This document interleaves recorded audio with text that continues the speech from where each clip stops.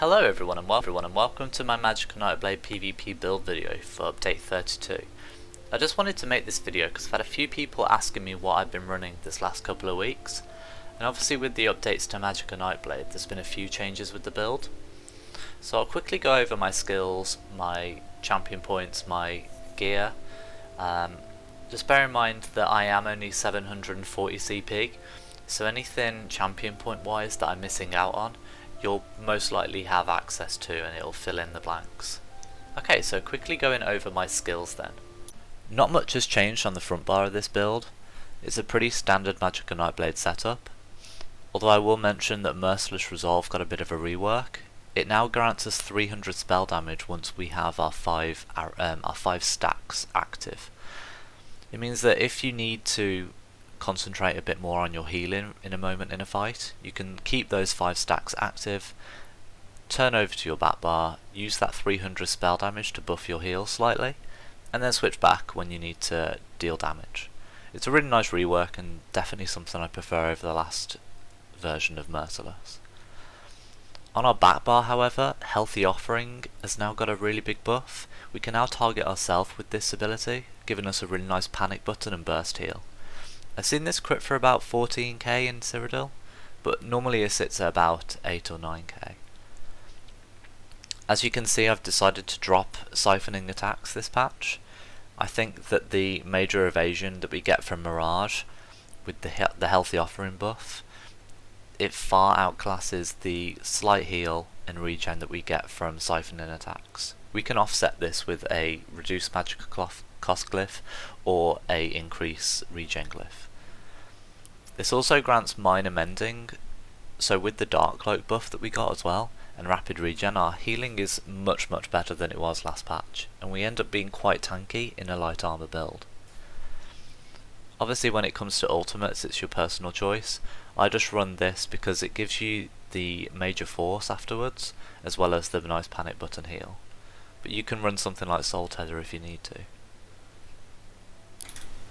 Okay, now onto the gear for this build. I'm running the Master's Perfected Inferno Staff in Sharpened. I'm sure Infused and Nirnhoned would be fine, but I believe Sharpened's probably best in slot. We use Destructive Touch quite a lot. I basically spam that ability, so the 600 spell damage is going to be having 100% uptime. Our first 5 piece is going to be Clever Alchemist. It's probably the best set that I could find for this build, and it's very popular right now in Cyrodiil. Not many sets will give near 700 spell damage, and because it is spell damage and not offensive damage, like Spell Strategist, it will buff our heals as well. Our second 5 piece is going to be Heartland Conqueror. Nothing game changing here, it's a very popular set as well as Alchemist. I just like the fact that we can have this on our back bar and buff our new Healthy Offering by 9%. It does give us a really nice burst heal when we need it. I've got Infused with Triglyphs on the big pieces, and then I've gone with Impenetrable Magicka Glyphs on the small bits. Now because we're using a mythic item on this build, we need to fill out one space with Trainee. You could use something like Dummy House in here, but I had Trainee so I just put it on. Obviously I'd like to trait change it to something like Impenetrable, but for now it's not killing me to have training gear, since I'm only 740 CP. So yeah, Impenetrable Magic Glyphs, and then we have Infused big pieces. Our final piece of gear for this build is going to be the Death Dealer's Fate Mythic. This is something that you need Blackwood to get, so if you don't have that DLC, I suggest running the 3 Heartland Conqueror jewellery and then going with a monster set like Balorg, Kiana's, or even something like Engine Guardian works. I've kept this bloodthirsty just because Magicka Nightblade doesn't really have space on their bar to slot the Impale execute. This just gives us a little bit more pressure when we have enemies that are lower health. Just helps us secure those kills. Now I'll quickly go over the champion points. As I said earlier, I'm only 740 CP, so anything that I'm missing out on you'll most likely have access to and you can sort of fill in the blanks. But for the blue tree, these are the 4 perks that I have. And then onto the red tree. Green tree doesn't really have any sort of sway on PvP, so I'll leave that out for now. But there's a couple of things that you might want to get that give you a chance to not consume a potion whenever you use one, so that might be something to look at. Okay, so finally moving on to the overall stats for this build. I've buffed up my Death Dealer's Fate to 30 stacks, so this is pretty much what you're going to get in Cyrodiil, give or take a few minor buffs. So once we buff up with everything including our potion, these are our stats. So at a maximum we get 6k spell damage, which is really nice on this build. Along with our 40k max Magicka, it gives us a lot of healing and damage potential. Our max health is sat just underneath 30k, and our max stamina at 18k.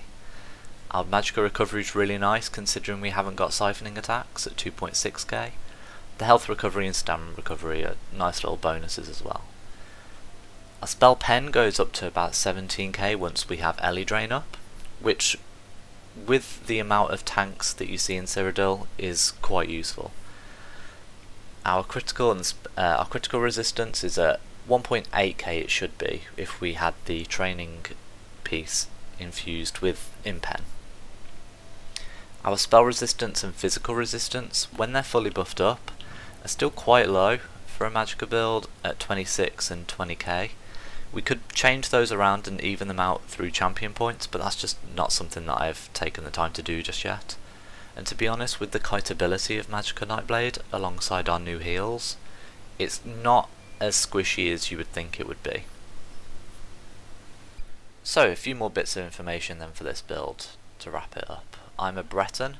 I'd say that that's probably going to be your best race for this build considering we haven't got siphoning attacks on. The extra cost reduction is very nice, and since I'm stacking into max Magicka a little bit, we get an extra 2000 Magicka from that. Other races like High Elf would work, Imperial and Argonian would also be alright, but I think for this Breton's going to be your best bet. I'm using the Atro, and I have Clockwork Citrus Fillet Food on. I'm not a vampire on this build. I know a lot of people like being a vampire for their builds, and so that's something that you could look into. I just don't particularly like the extra fire damage this patch, especially since Magicka DK's had a bit of a buff. It's not something that I want to put myself through just yet. But yeah, this has been the build overall. I'm open to any and all suggestions and feedback that you have.